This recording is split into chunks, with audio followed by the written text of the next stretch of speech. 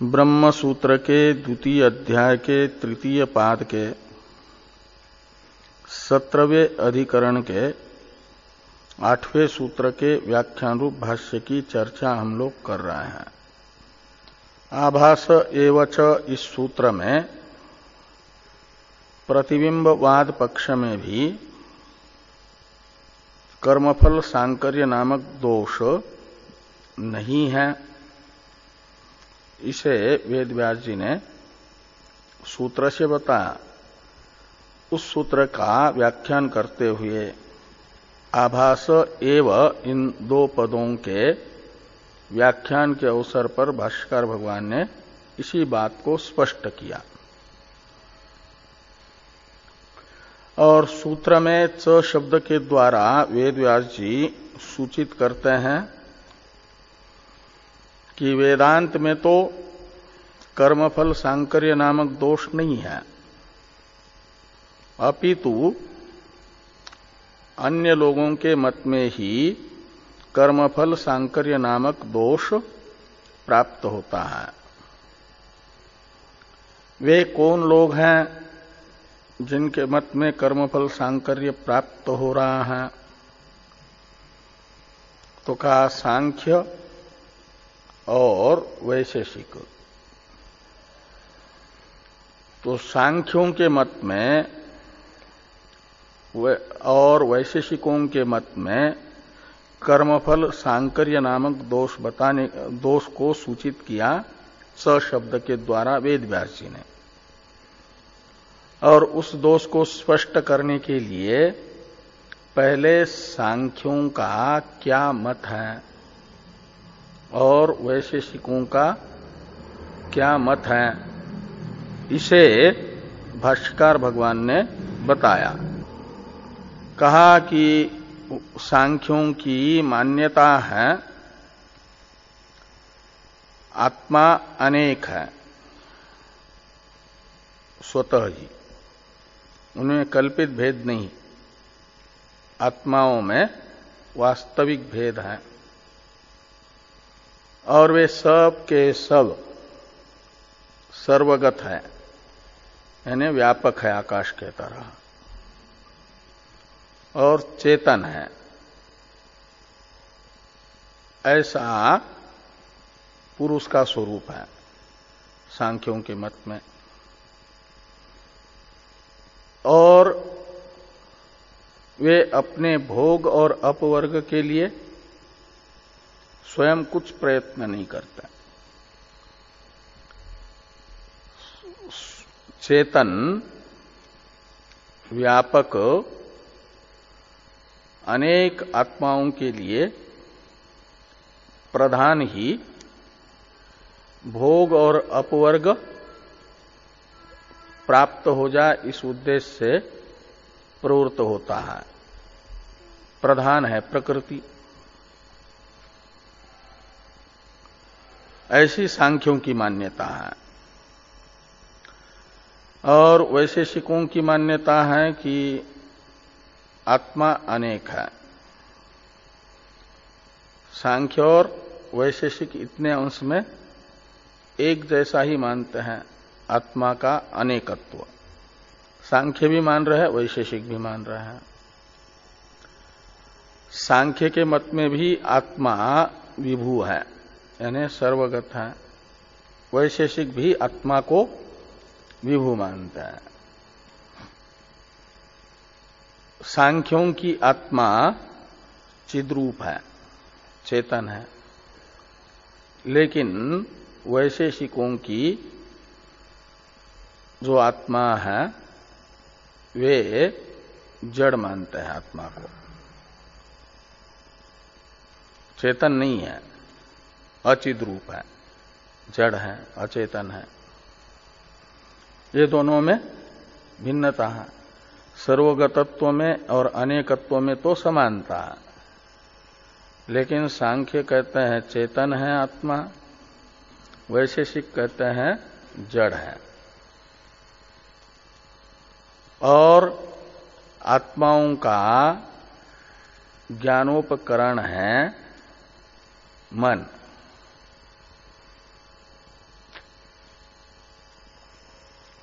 और आत्मा और मन इनके संयोग से बुद्धि, सुख, दुख, इच्छा, राग, द्वेष, प्रयत्न, धर्म, अधर्म, संस्कार, ये 9 गुण आत्मा में उत्पन्न होकर के समवाय संबंध से रहता है, आत्म मनस संयोग से उत्पन्न होता है। और ये 9 द्रव्य में से केवल आत्मा नामक जो द्रव्य है उसी में मन के संयोग से उत्पन्न होते हैं और समवाय संबंध से रहते हैं। अन्य 8 द्रव्य में ये इच्छादि 9 गुण नहीं रहते, मात्र आत्मा में ही रहते हैं वैशेषिकों की मान्यता के अनुसार। इसलिए वैशेषिक इन 9 गुणों को कहते हैं विशेष गुण है। आत्मा रूपी एक ही द्रव्य में रहने वाले हैं। और ये इच्छादि 9 गुण आत्मा में बने रहना ही संसार है आत्मा का, यही संसारित्व है। इच्छादि 9 गुणों से युक्त होकर के आत्मा का रहना ही संसारित्व है। और इन 9 गुणों का अत्यंत अनुत्पाद, इन 9 गुणों का आत्मा में उत्पन्न होना बंद हो जाए, गुणों की फैक्ट्री बंद हो जाए, तो माना जाता है मोक्ष।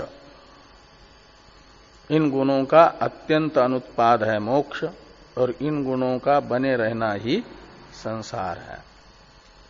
इसलिए साधना करनी है इन गुणों का उत्पाद बंद हो, इच्छादि गुणों का। सिंगूर से नैनो बन न सके, इसके लिए टाटा को भगाना है, तो उत्पाद नहीं होगा, किसानों को जमीन मिलेगी। ऐसे ही यहां पर क्या होगा कि मन में, आत्मा में मनस संयोग से ये इच्छादि 9 गुण उत्पन्न ही ना हो, तो मोक्ष माना जाएगा। ऐसी मान्यता है वैशेषिकों की संसार और मोक्ष के विषय में, बंध मोक्ष के विषय में। इस प्रकार ये सांख्य और वैशेषिकों की मान्यताएं पहले बताई। और ये क्यों बताई जा रही है? ये बताने के लिए कि उनके मत में कर्मफल सांकर्य आता है। तो थोड़ी सी टीका है, इसको देख लो। वैशेषिकों के मत में आत्मा में जो 9 गुण बताए ना, उन 9 गुणों को बता रहे हैं कौन कौन है करके। टीका में टीकाकार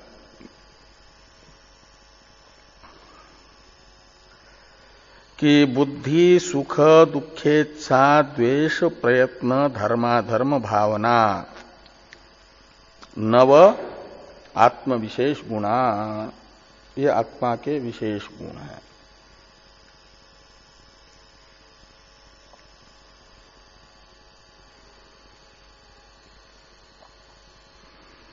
नौ हो गए ना। एक बुद्धि, बुद्धि गुण है, और बुद्धि का अर्थ है ज्ञान। ज्ञान को वो बुद्धि कहते हैं। बुद्धि का अर्थ वो अंतःकरण चतुष्टय में से एक निश्चयात्मिका वृत्ति को नहीं समझना, बुद्धि वो तो वेदांत में है। वैशेषिक शास्त्र में बुद्धि शब्द से ज्ञान को बताया जाता है। तो पहला गुण हुआ ज्ञान, दूसरा है सुख, तीसरा है दुख, चौथा है इच्छा, पांचवा है द्वेष, छठा है प्रयत्न, सातवां है धर्म, आठवां है अधर्म, नौवां है भावना। राग का अंतर्भाव हो जाता है इच्छा में ही। राग का ही स्थूल स्वरूप है इच्छा, इच्छा का सूक्ष्म स्वरूप है राग, ऐसा वो कहते हैं। तो ये 9 आत्मा के विशेष गुण हैं।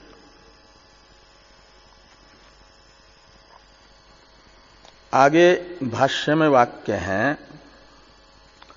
तत्र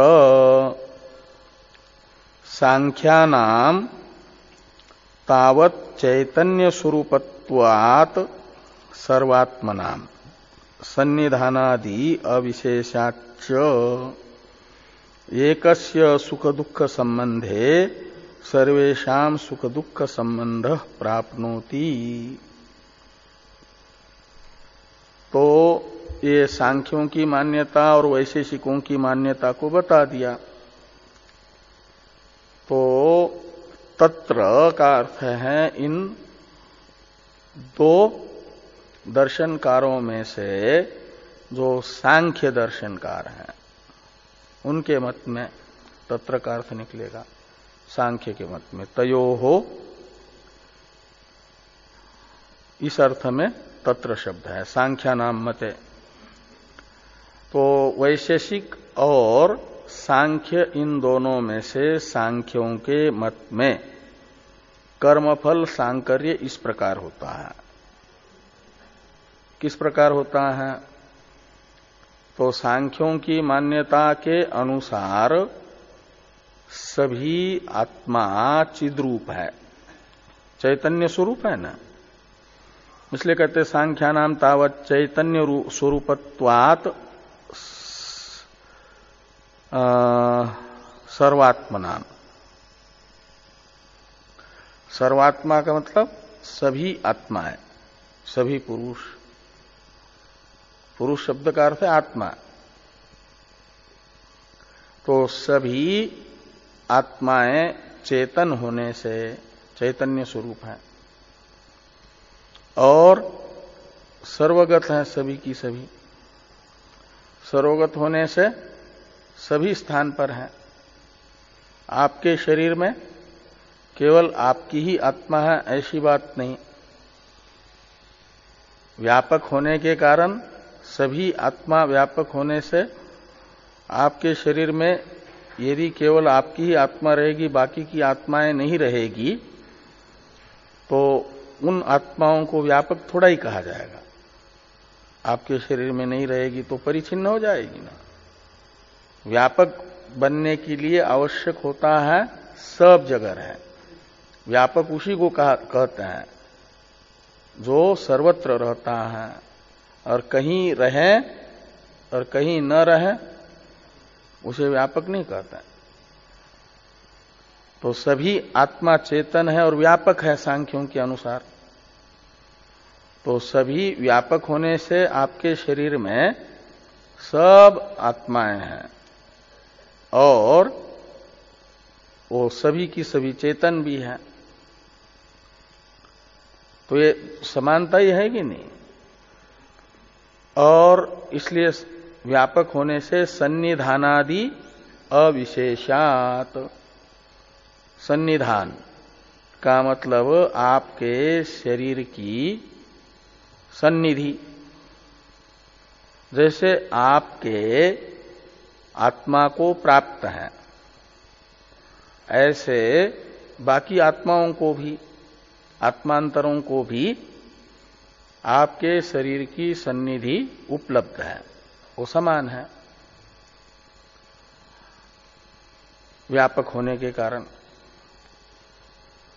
और सन्निधानादि, इसमें आदि शब्द है ना, उस आदि शब्द से लेना उदासीनत्व। तो आपके शरीर में होने वाले सुख दुख के लिए आप कोई प्रयत्न नहीं करते। क्यों? तो कहते हैं सब आत्मा उदासीन है, कुछ नहीं करती है, उनका समानता है है ना, व्यापक होने से सबको सन्निधि सभी शरीरों की एक जैसी है और किसी भी शरीर में कोई भी आत्मा कोई कार्य नहीं करती है, उदासीन है। तो उदासीन होने के कारण ये सन्निधानादि अविशेषात् में आदि शब्द से औदासीन्य लिया गया, वो भी सब में समान है, एक जैसा है। इसलिए क्या होगा, यदि आपके शरीर में आपको सुख दुख होता है तो वहां पर आपके तरह बाकी सब आत्मा भी विद्यमान होने से उस शरीर का सन्निधान भी एक जैसा है। उस शरीर में होने वाले सुख दुख के लिए आप भी कुछ नहीं करते, बाकी आत्माएं भी कुछ नहीं कर रही है।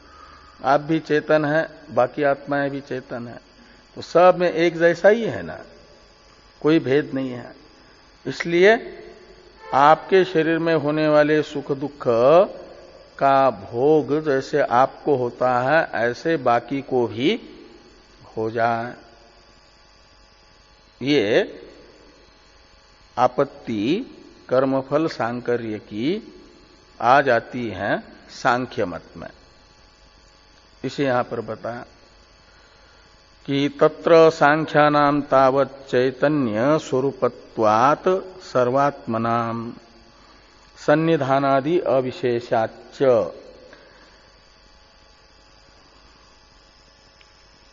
एकस्य सुख दुख संबंधे सर्वेषां सुख दुख संबंध प्राप्नोति।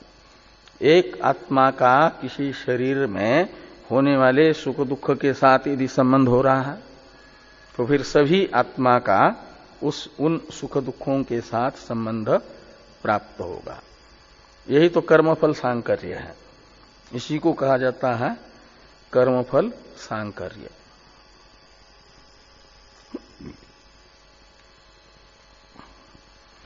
ये जो सन्निधानादि अविशेषात में, सन्निधानादि में आदि पद है ना, उस आदि पद से ग्राह्य अर्थ को बताते हैं टीकाकार कि सन्निधानादि इति आदि पदात औदासीन्यम उक्तम। सन्निधानादि में जो आदि पद है वह औदासीन्य को बताता है। जैसे सभी आत्माओं का प्रत्येक शरीर के साथ सन्निधान एक जैसा है, अविशेष का अर्थ है एक जैसा, तुल्य, समान। ऐसे सभी आत्मा प्रत्येक शरीर में होने वाले सुख दुखों के प्रति उदासीन भी है, औदासीन्य है, उनमें कोई प्रयत्न नहीं करती है, क्योंकि पुरुष को निर्व्यापार माना है ना सांख्यों ने।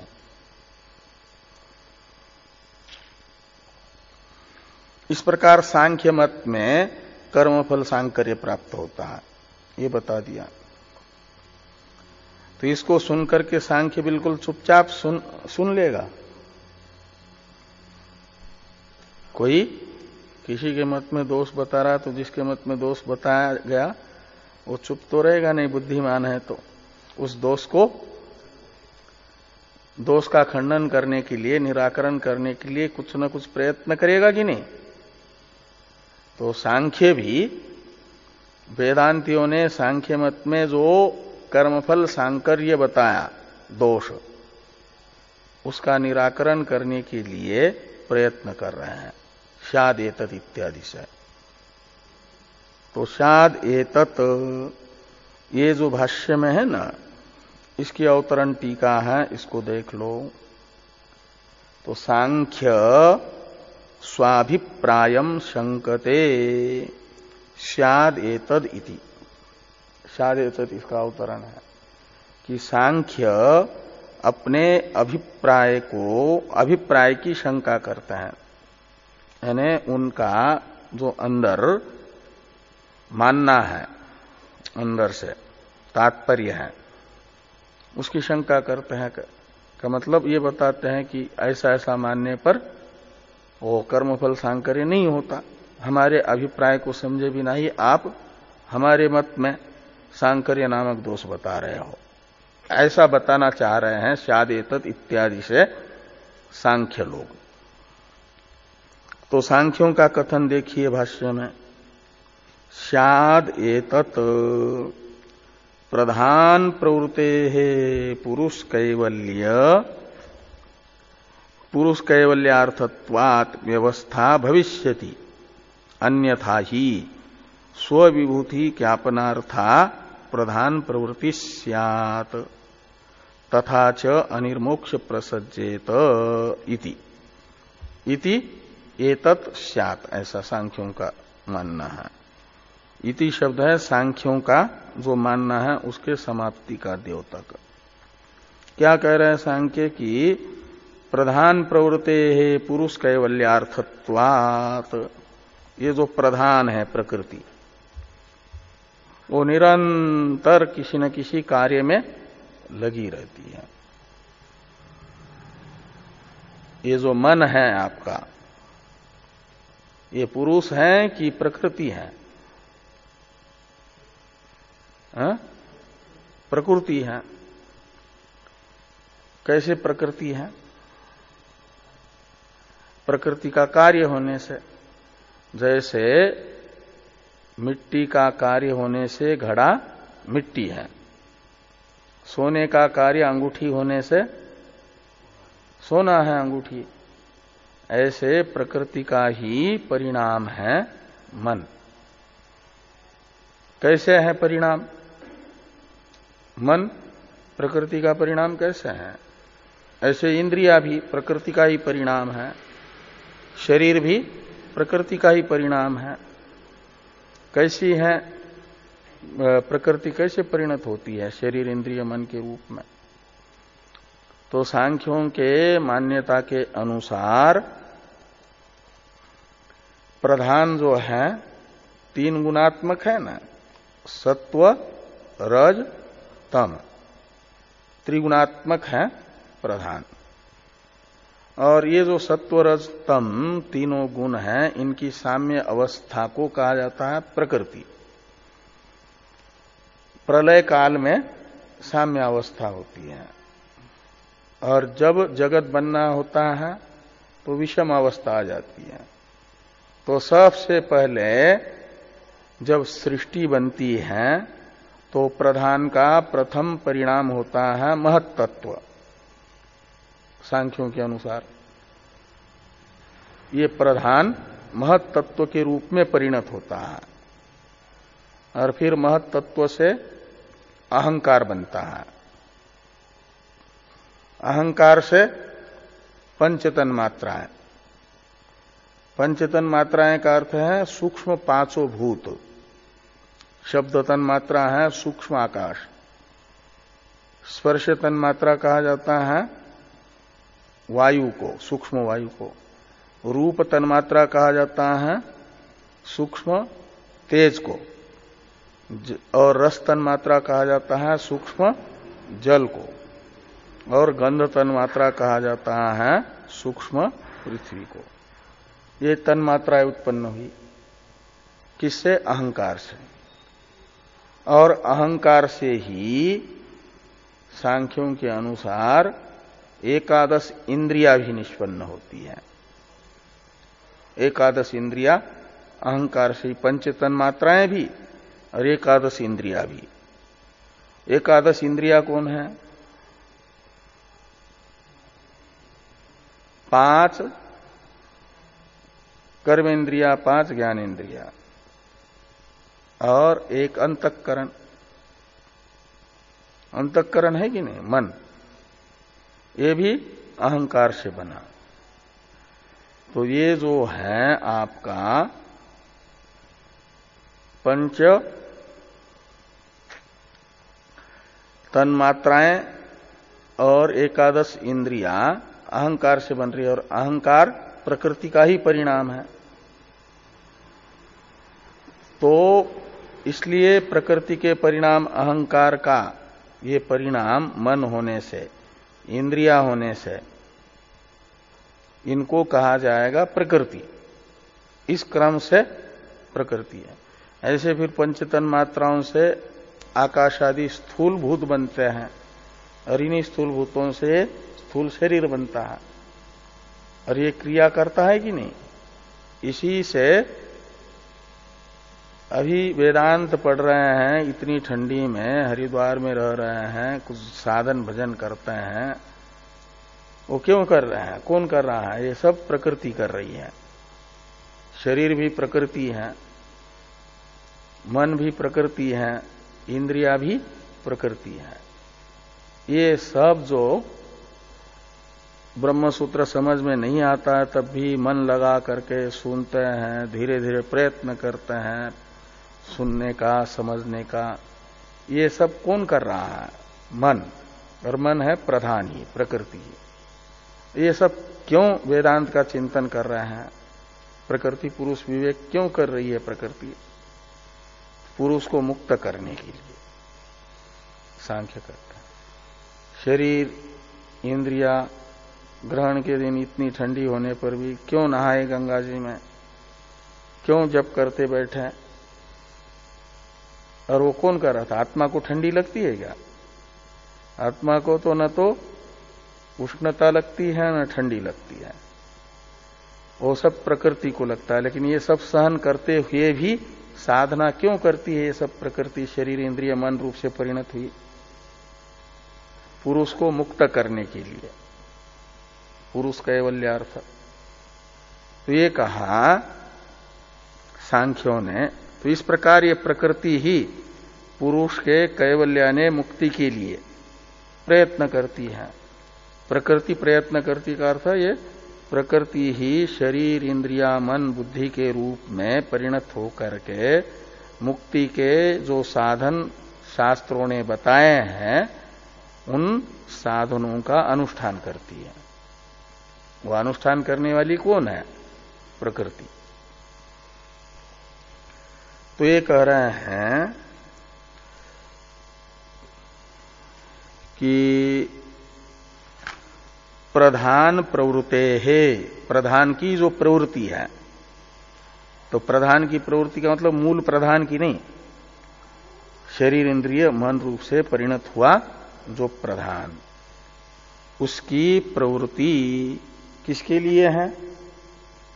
तो पुरुष कैवल्यार्थम, पुरुष कैवल्यार्थत्वात्, पुरुष की प्रधान की प्रवृत्ति अपने लिए नहीं है, पुरुष को बंधन से मुक्त करने के लिए है। जैसे कोई किसी अपराध के कारण पकड़ा गया और उसको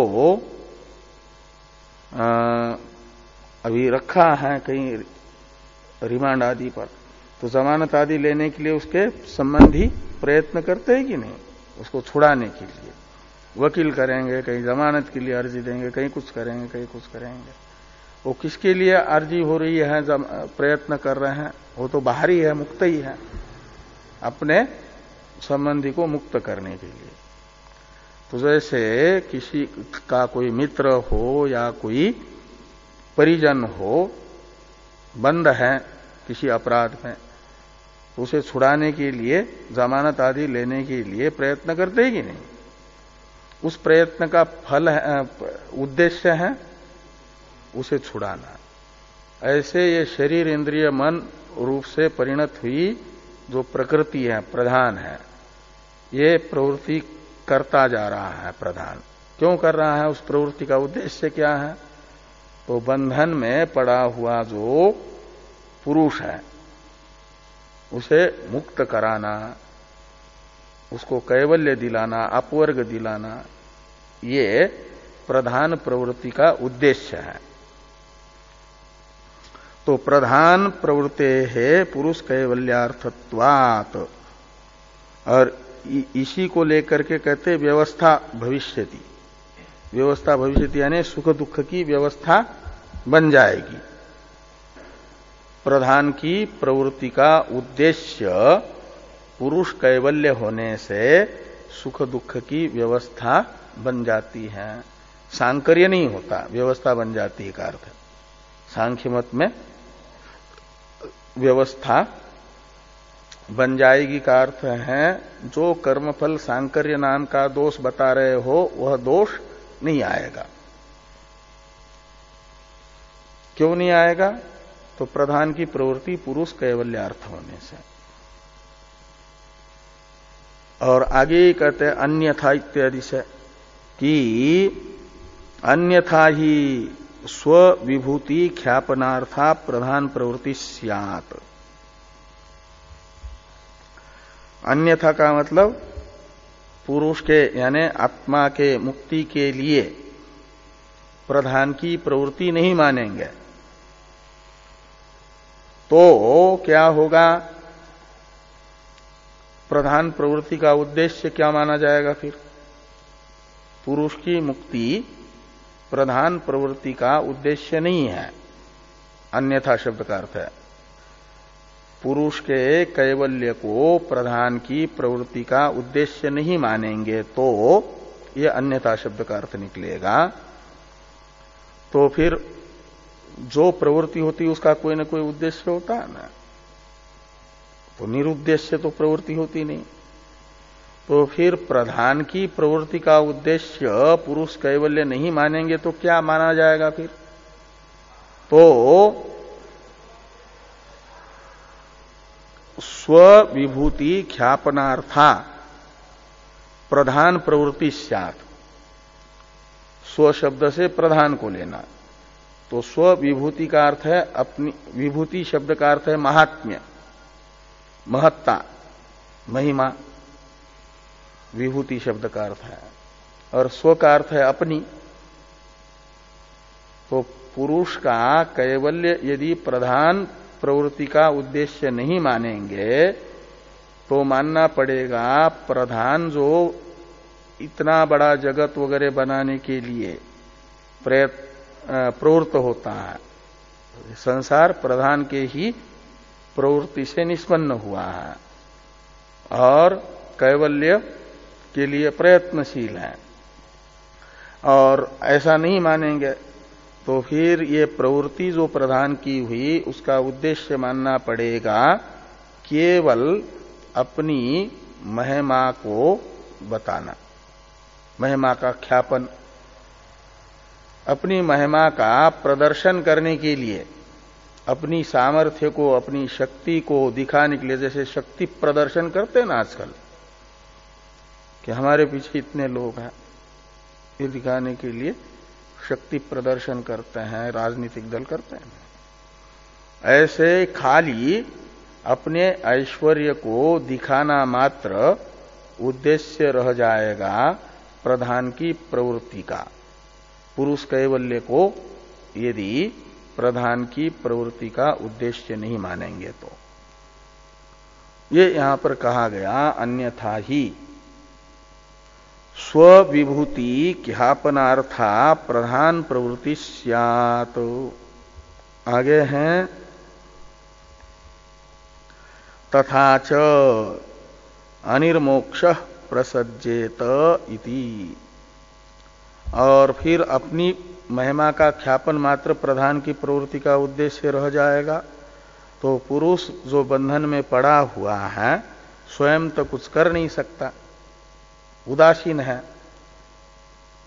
तो उदासीन होने से कुछ प्रयत्न नहीं करेगा तो जैसे कोई अपराध में पकड़ा गया और वो तो कस्टडी में है और उसके परिजन या मित्रजन उसकी जमानत आदि के लिए छुड़ाने के लिए कोई प्रयत्न नहीं कर रहा है तो फिर तो उसे वहीं पर पड़े रहना पड़ेगा, जेल में ही। ऐसा होगा कि नहीं? ऐसे प्रधान पुरुष के कैवल्य के लिए प्रयत्न नहीं करेगा यदि ऐसा मानेंगे। उसकी प्रवृत्ति खाली अपनी महिमा का ख्यापन करने के लिए, पुरुष के प्रयोजन के लिए नहीं।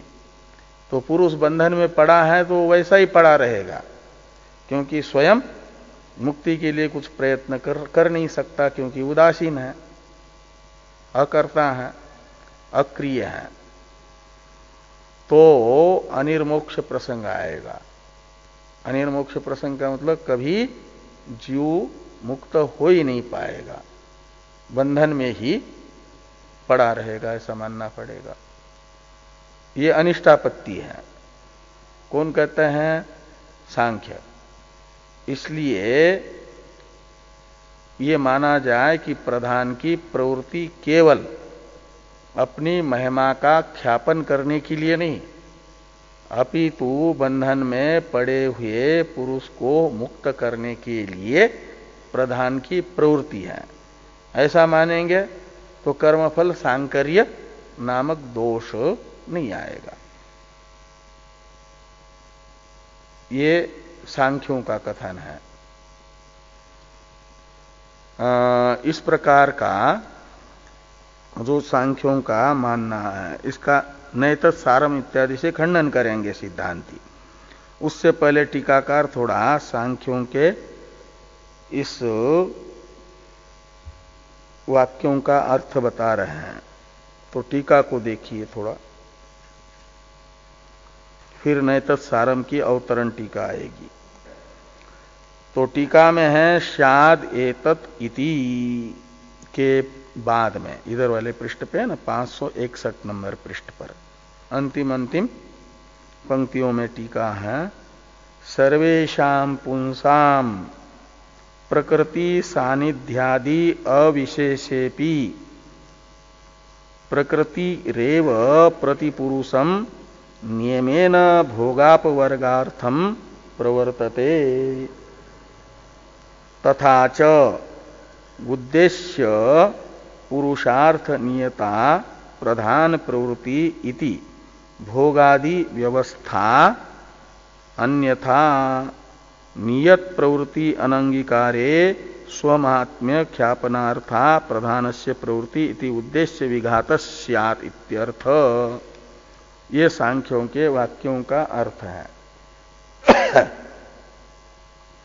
सर्वेषां पुंसाम प्रकृति सानिध्यादि अविशेषेपि, सभी पुरुष चेतन है और प्रकृति शरीर इंद्रिय मन बुद्धि रूपी जो प्रकृति है, इसका सानिध्य एक जैसा उपलब्ध होने पर भी, और आदि शब्द से सभी पुरुषों में औदासीन्य होने पर भी, प्रकृति रेव यानी प्रकृति ही क्या करेगी? प्रतिपुरुषम नियमेन भोगापवर्गार्थम प्रवर्तते। अलग अलग पुरुषों के लिए, किसी पुरुष के भोग के लिए, किसी पुरुष के अपवर्ग के लिए प्रधान ही की प्रवृत्ति हो रही है। पुरुष तो सब एक जैसे हैं, सभी के सभी चेतन हैं, सभी के सभी उदासीन है, और सभी को शरीर इंद्रिय मन बुद्धि रूपी प्रकृति का सानिध्य भी एक जैसा उपलब्ध है। तो भी किसी पुरुष के भोग के लिए, किसी पुरुष के अपवर्ग के लिए क्या कर रही है कि प्रकृति ही प्रवृत्त हो रही है, प्रधान की ही प्रवृत्ति हो रही है। तो प्रधान प्रवृत्ति रेव प्रतिपुरुषम नियमेन भोगापवर्गार्थम प्रवर्तते तथा च उद्देश्य पुरुषार्थ नियता प्रधान प्रवृत्ति। तो प्रधान के प्रवृत्ति का उद्देश्य हुआ पुरुषार्थ। पुरुषार्थ का अर्थ है पुरुष का प्रयोजन। वो प्रयोजन है दो प्रकार का, भोग और अपवर्ग। भोग कहते हैं सांसारिक सुख को, अपवर्ग कहते हैं मोक्ष को। तो पुरुषार्थ शब्द से दोनों को लेना। तो प्रधान प्रवृत्ति का उद्देश्य है पुरुषार्थ, यानी आत्मा के लिए भोग और अपवर्ग, और उसी से नियत प्रधान की प्रवृत्ति होगी, उद्देश्य से नियत रहेगी। उद्देश्य के द्वारा नियत रहेगी का अर्थ है नियमित रहेगी, उसका नियामक हो जाएगा उद्देश्य प्रवृत्ति का। इति भोगादि व्यवस्था, इस प्रकार भोगादि की व्यवस्था बन जाएगी। जिस पुरुष के भोग के लिए प्रधान की प्रवृत्ति हो रही है उसे भोग प्राप्त होगा, जिसके मुक्ति के लिए प्रधान की प्रवृत्ति हो रही है उसे मुक्ति मिल जाएगी। इस प्रकार दोनों का क्या नाम है व्यवस्था उत्पन्न हो जाएगी, कर्मफल सांकर्य नहीं होगा। अन्यथा यानी ऐसा नहीं मानेंगे, उद्देश्य पुरुषार्थ से नियत प्रधान की प्रवृत्ति को नहीं मानेंगे यदि, तो क्या होगा कि नियत प्रवृत्ति अनंगीकारे, अन्यथा शब्द का अर्थ कर दिया। उद्देश्य जो पुरुषार्थ है उससे नियत प्रधान की प्रवृत्ति को न मानने पर अन्यथा शब्द का अर्थ निकला। स्वमाहात्म्य ख्यापनार्था प्रधानस्य प्रवृत्ति, ये मानना पड़ेगा। प्रधान की प्रवृत्ति किसके लिए है? तो अपनी महिमा को बताने के लिए है, अपनी महिमा जगत के सामने दिखाने के लिए है, ऐसा मानना पड़ेगा। और ऐसा मानेंगे तो क्या होगा? तो कहते उद्देश्य विघात स्यात्, प्रधान प्रवृत्ति का जो उद्देश्य था पुरुष का प्रयोजन, भोग और अपवर्ग रूप पुरुषार्थ, उसका विघात हो जाएगा, वो उसका सिद्ध नहीं हो पाएगा। विघात होगा का मतलब, तो पुरुषार्थ सिद्ध नहीं होगा तो फिर अनिर्मोक्ष प्रसंग आएगा। इधर आत्मा जो है भूखी रहेगी, उसको भोग भी नहीं मिलेगा और मुक्ति भी नहीं मिलेगी। तो जड़ प्रधानस्य उद्देश्य विवेकाभावात् पुरुषार्थस्यापि अनागतस्य अचेतनस्य अनियामकत्वात् न व्यवस्था। अब इत्यर्थ करके वो तो सांख्यों के जो वाक्य थे उसका अर्थ बता दिया टीकाकार ने। अब नैतत् सारम इत्यादि से वेदांती सांख्यों का खंडन कर रहे हैं। उस नैतत् इत्यादि की अवतरण टीका है ये। जड़ प्रधानस्य उद्देश्य विवेकाभावात् पुरुषार्थस्यापि अनागतस्य अचेतनस्य अनियामकत्वात् न व्यवस्था मान युक्ति शून्यत्वात् इति आह नैतदिति। तो कहते हैं आपका प्रधान अचेतन है, जड़ है, तो उसको उद्देश्य का विवेक नहीं हो पाएगा कि इस पुरुष को भोग चाहिए, इस पुरुष को मोक्ष चाहिए, ऐसा उद्देश्य विवेक प्रधान जड़ होने के कारण उसे नहीं हो पाएगा। हाँ, ज्ञान नहीं होगा, अचेतन है ना। तो किस पुरुष को भोग चाहिए, किस पुरुष को मोक्ष चाहिए, इसका ज्ञान ही जिसको नहीं है वह पुरुष के किस पुरुष के भोग के लिए और किस पुरुष के मुक्ति के लिए प्रवृत्त होगा। किसको मुक्त करना है, किसको भोग देना है, स्वर्ग भेजना है, इसका ज्ञान प्रधान जड़ होने से उसे नहीं हो पाएगा। न होने से वो उद्देश्य की सिद्धि नहीं होगी। तो कहा चलो प्रधान तो जड़ है, इसलिए उसको उद्देश्य का विवेक नहीं है, तो होने वाला जो पुरुषार्थ है प्रधान की प्रवृत्ति से, उस पुरुषार्थ को ही उद्देश्य का निर्धारण होगा। तो कहते वो भी तो प्रधान की तरह जड़ ही है, पुरुषार्थ भी। तो ये कह रहे हैं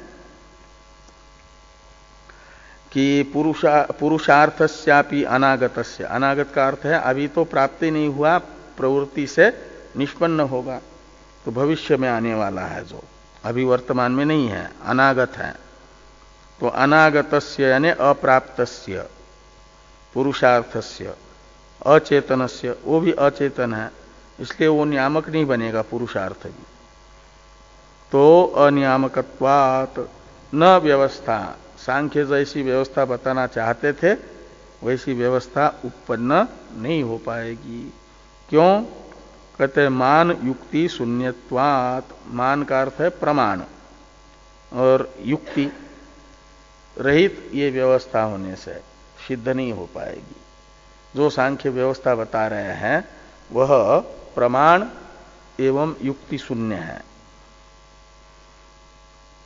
इस अभिप्राय से सिद्धांती ये वाक्य लिखते हैं कि नैतत् सारम, जो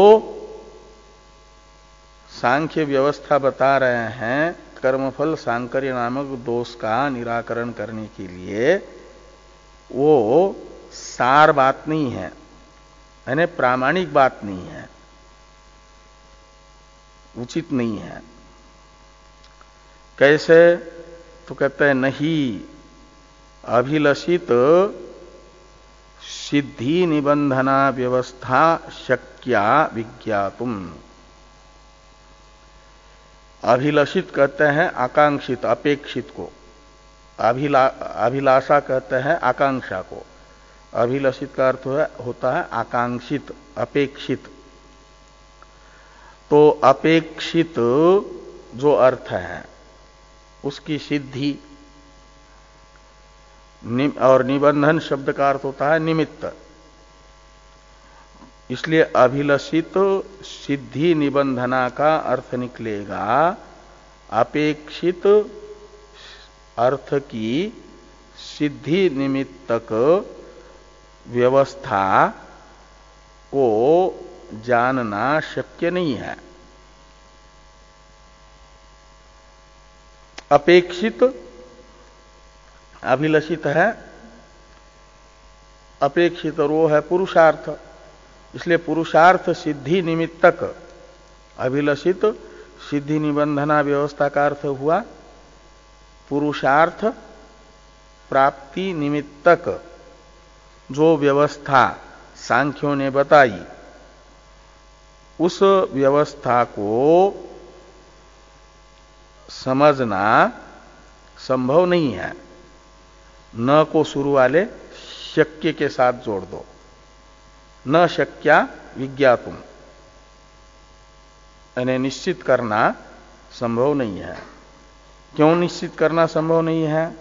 पुरुषार्थ, उद्देश्य रूप पुरुषार्थ निमित्तक प्रधान की प्रवृत्ति है, इत्याकारक व्यवस्था को निश्चित करना क्यों संभव नहीं है?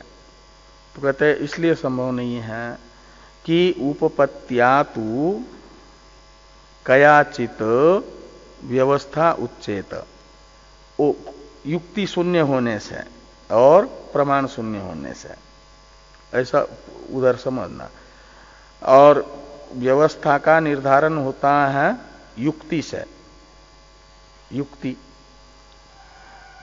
उपपत्ति शब्द का अर्थ होता है युक्ति। तो कयाचित उपपत्त्या यानी कयाचित युक्त्या तु व्यवस्था उच्चेत, किसी युक्ति से व्यवस्था बतानी पड़ेगी। और सांख्यों के पास कोई उपपत्ति यानी युक्ति नहीं है। जो पुरुषार्थ निबंधन प्रधान की प्रवृत्ति करके व्यवस्था बता रहे थे, वो प्रधान तो जड़ है, पुरुषार्थ भी अभी है ही नहीं। तो वो सांकर्य को, कर्मफल सांकर्य को अभी आया ही नहीं। जो पुरुषार्थ सिद्ध ही नहीं हुआ, वह कर्मफल सांकर्य नामक दोष का निराकरण कैसे करेगा, व्यवस्था कैसे लगाएगा? यदि वो तो, ये तो ऐसा हुआ एक प्रकार से, किसी को निमंत्रण दिया एक परिवार ने, और व्यवस्थापक के रूप में अभी नया नया विवाह हुआ किसी का, और विवाह की पार्टी में कई लोगों को निमंत्रण दिया और कहा इतने सारे लोग हैं तो उनकी व्यवस्था कौन करेगा? कहते होने वाले बच्चे करेंगे। पार्टी है 2 दिन बाद, बच्चे होंगे 10 साल बाद, तो वो व्यवस्था बच्चे करेंगे होने वाले। ऐसा होता है क्या? ऐसे अनागत वो पुरुषार्थ है। तो ये अभी वर्तमान में प्राप्त जो कर्मफल सांकर्य है, उसका निवारक अनागत पुरुषार्थ कैसे होगा? इसलिए युक्ति शून्य हो जाएगा ना। इसलिए कहते हैं कि कयाचित उपपत्त्या वो व्यवस्था उच्चेत, किसी युक्ति से व्यवस्था को बताना उचित होता है। व्यवस्था उच्चेत असत्याम पुनरुपपत्तौ कामम मा भूत अभिलषितम पुरुष कैवल्यम प्राप्नोति तु व्यवस्था हेत्वाभावात व्यतिकर। तो कहते हैं यदि कोई उपपत्ति नहीं होगी, असत्यांतु पुनः उपपत्तौ, उपपत्ति यानी युक्ति यदि नहीं है तो युक्ति अभावात और प्रमाणाभावात सांख्य मत में अनिर्मोक्ष प्रसंग भले ही प्राप्त हो जाए, अभिलषित जो पुरुषार्थ था कैवल्य वो भले ही सिद्ध न हो, महाभूत का मतलब प्राप्त न हो, किंतु व्यतिकर यानी कर्मफल सांकर्य तो अवश्य प्राप्त होता है, उसको सांख्य टाल नहीं सकते। जैसी उनकी मान्यता है उस मान्यता के अनुसार सांख्य कर्मफल सांकर्य को टाल नहीं सकते, ये कहा। इस प्रकार सांख्य मत में दोष बता दिया। अब काणादों के मत में कर्मफल सांकर्य कैसा आता है? सांख्यों के मत में तो वो बता दिया कि इस प्रकार कर्मफल सांकर्य हो रहा है, वो अवश्य प्राप्त होगा। काणादों के मत में यानी वैशेषिकों के मत में भी कर्मफल सांकर्य इस प्रकार प्राप्त होता है, इसे कह रहे हैं। उससे पहले थोड़ा एक वाक्य में टीका है, इसको देखिए। यो ही नियामका भावेन उद्देश्य विघातम आपादयति तम प्रति तस्यैव आपादनम इष्टम इति भाव। नहीं तो सारम इत्यादि सिद्धांति के वाक्य का ये भावार्थ निकला, तात्पर्यार्थ निकला कि यो ही नियामका भावेन उद्देश्य विघातम आपादयति। यो यानी यह सांख्य, तो सांख्य नियामका भाव दिखा करके उद्देश्य का व्याघात बता रहे हैं ना। उद्देश्य व्याघात नामक दोष बता रहे हैं। कहते तम प्रति तस्यैव आपादनम इष्टम, तो उन सांख्यों के प्रति तस्यैव यानी उद्देश्य विघात नामक दोष को ही बताना उचित है। ये वही दोष बता दिया कि असत्याम पुनः उपपत्तो कामम मा भूत अभिलषितम पुरुष कैवल्यम, ये उद्देश्य था। वो पुरुष कैवल्य रूपी उद्देश्य का विघात भले ही हो, उसकी सिद्धि भले ही न हो, किंतु कर्मफल व्यतिकर यानी सांकर्य तो अवश्य प्राप्त होता है। अब वैशेषिकों के मत में बताया जा रहा है कर्मफल सांकर्य कानादानाम इत्यादि वाक्य से। इसकी अवतरण टीका है कि तार्किक मतेपि भोगादि सांकर्यम इत्याह कानादानाम इति।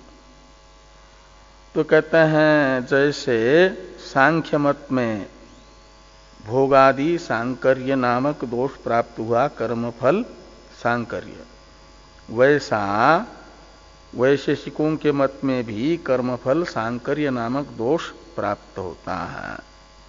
इसे कानादानाम इत्यादि से भाष्यकार भगवान बता रहे हैं। अब ये 3-4 पंक्ति बाकी है, आज नहीं होगा, कल।